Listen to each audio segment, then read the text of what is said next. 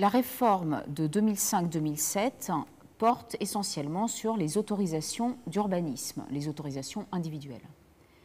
Elle fait suite au rapport que l'on appelle le rapport Pelletier, du nom de celui qui présidait le groupe de travail et qui a remis un rapport en 2005 au ministre de la Justice et de l'Équipement, au titre évocateur, pour une meilleure sécurité juridique des autorisations d'urbanisme. Le but est donc clairement affiché, il s'agit de renforcer la sécurité juridique dans ce domaine.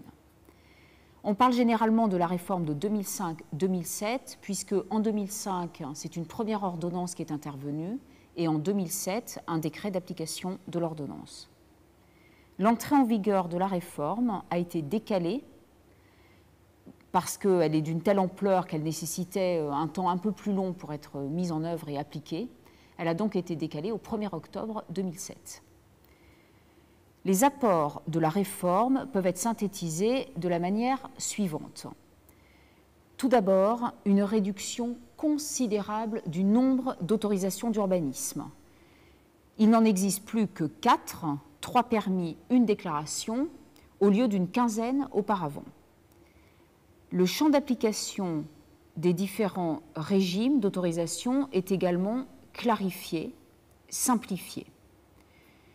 Des règles de procédure communes sont fixées pour les 3 permis et la déclaration préalable, notamment s'agissant de l'instruction des demandes. Autre point de la réforme qui est très important, c'est la procédure d'instruction elle-même qui est considérablement améliorée, notamment du point de vue des délais. C'est-à-dire que désormais, avec cette réforme, le pétitionnaire connaît les délais dans lesquels l'autorisation va lui être délivrée, et si ces délais sont susceptibles de changer, on lui notifie qu'il va y avoir éventuellement une prolongation du délai. Le partage, enfin, des responsabilités entre l'administration et le pétitionnaire, c'est celui qui demande un permis.